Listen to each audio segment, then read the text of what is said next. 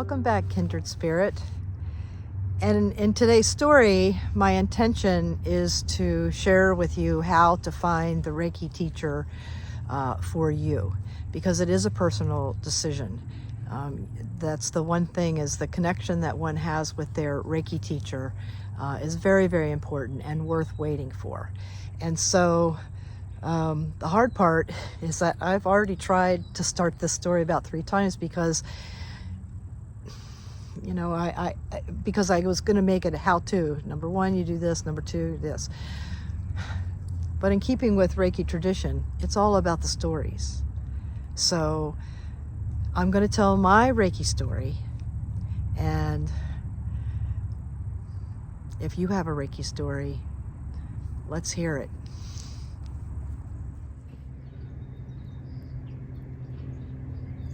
After about 15 years co-owning a closet design company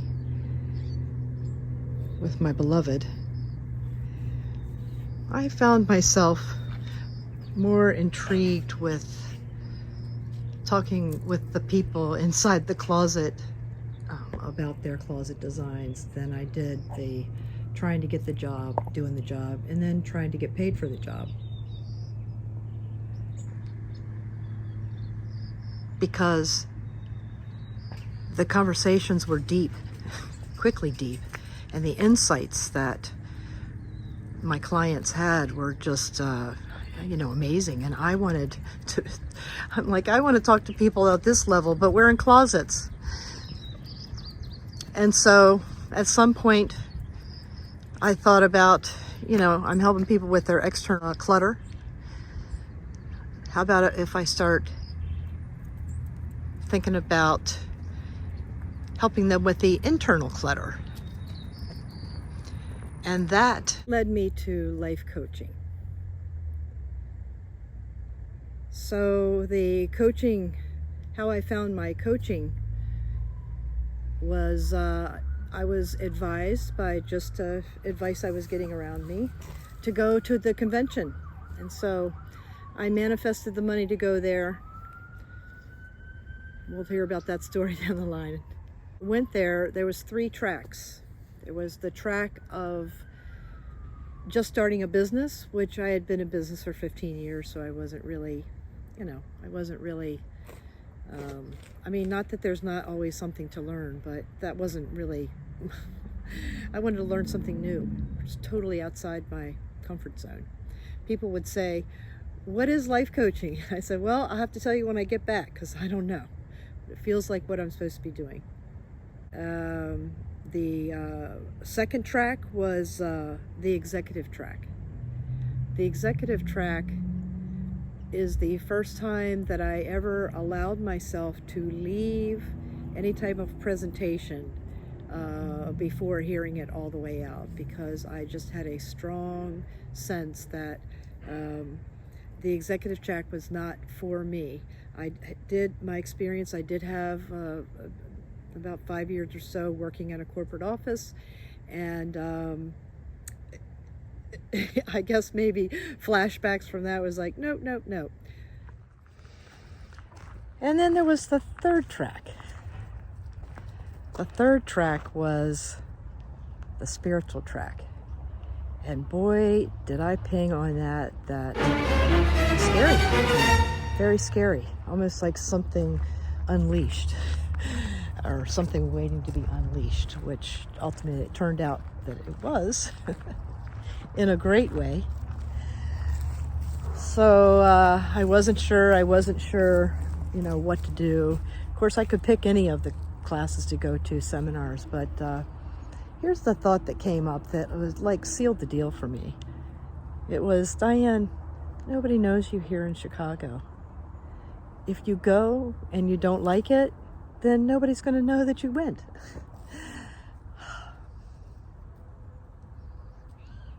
Makes me sad now that I thought that way about what other people thought, and that's truth. That's what happened. And so I said, well, we'll see. And ultimately, I got a very, very, very, very, very strong "It'll be all right, Diane, go." Presence that just filled my body. And so the next day I went down the spiritual track.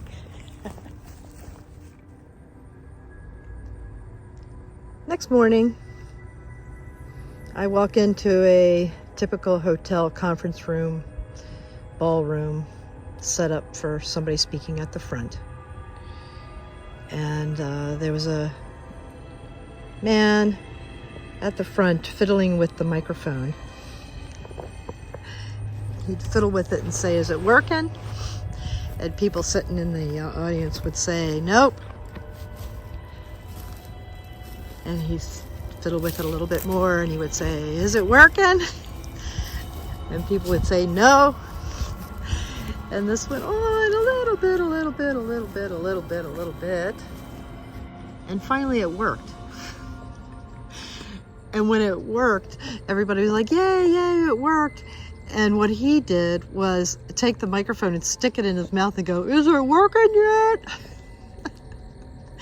Just one last little sense of humor thing. And I was sold. Their tagline of this coaching program, Coach for Life, is coaching the human spirit. And until I found this program, yeah, I was a baby.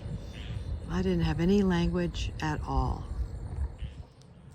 But Coach for Life, they come from the perspective that we only focus on the positive, meaning we only focus on what's going right because we always know what's going wrong. Tell me you don't know what's going on and what's going wrong. Yeah. This was a training program that was starting to help me to find tools to keep my focus larger, because the trauma is always going to be there. I'm sad to say. And also, we can use it to our advantage, which is what I feel we are all being called to do. The thing that Coach for Life instilled in me was validation of the way that I had always viewed the world. Had no role models really that I could connect to fully and talk about what I was feeling or when I was little. And it's not the fault of the adults around me. I was just seeing things a different way, and no one around me seemed to be seeing things that way either. So I did have some role models and some very, very steadfast, even if I didn't see them very much.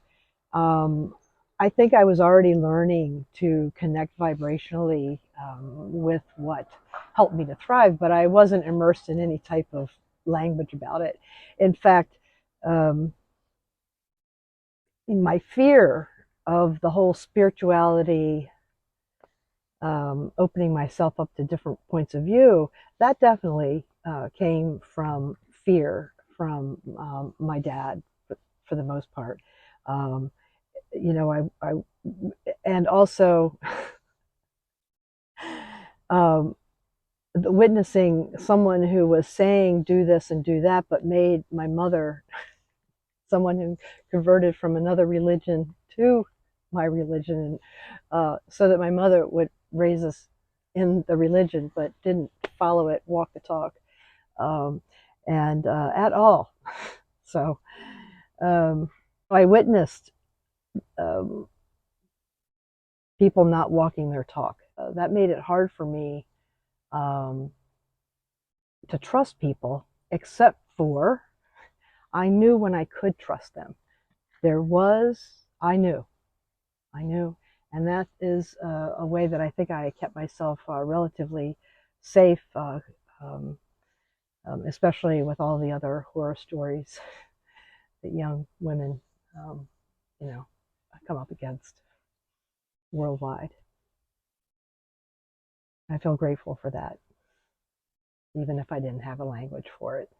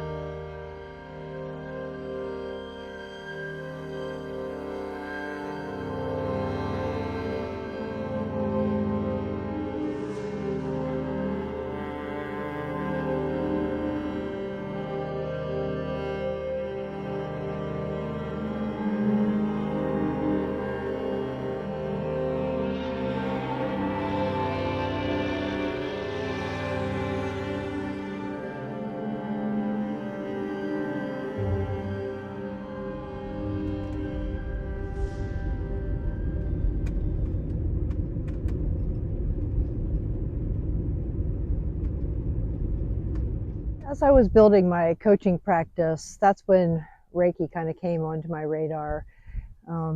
That's when I was learning how to code, waking up at 3 o'clock in the morning and just writing and writing. And oh my goodness gracious, it was a very, very creative time. And even though I was up at 3 o'clock in the morning, I still had the energy to do my work during the day. It was really a creative burst that went on for quite a while. One of the things that was important to me, because I was learning this new language, was learning how to write in this language. And so I joined a writers group where there were 5 women, and it was a 3-month course. And afterwards, we decided that we wanted to stay together. And I want to say that it was a couple of years, once a week, we met to share our stories and talk and get to know one another. One of those participants is Terry. And Terry at some point invited me to where she lived. I lived on the East Coast, she lived on the West Coast, to come and do a vision board workshop for her and her friends. And it was very well received. Actually, we did a couple of different 2 workshops, and I was there for a number of days, maybe a week. And during that time, when we were just sitting around, probably having a glass of wine, I mentioned to Terry that I had been looking for a Reiki teacher for quite a number. By this point, it was probably 4 or 5 years, where every time that someone mentioned that they practiced Reiki or that they were a Reiki master or a Reiki teacher, I perked up. And I guess with my programming of walking the talk and my vibeness of being able to discern what feels true to me, and having the success behind me of going to a training program for coaching that addressed the human spirit. And she immediately started laughing and said, "Diane, I'm a Reiki teacher." And which I'm sure she told me. I'm sure that somewhere in the subconscious that I knew that. And yet it felt like a total surprise. And so in between the workshops and all the other things, the playing that we were doing, I was initiated into Reiki 1.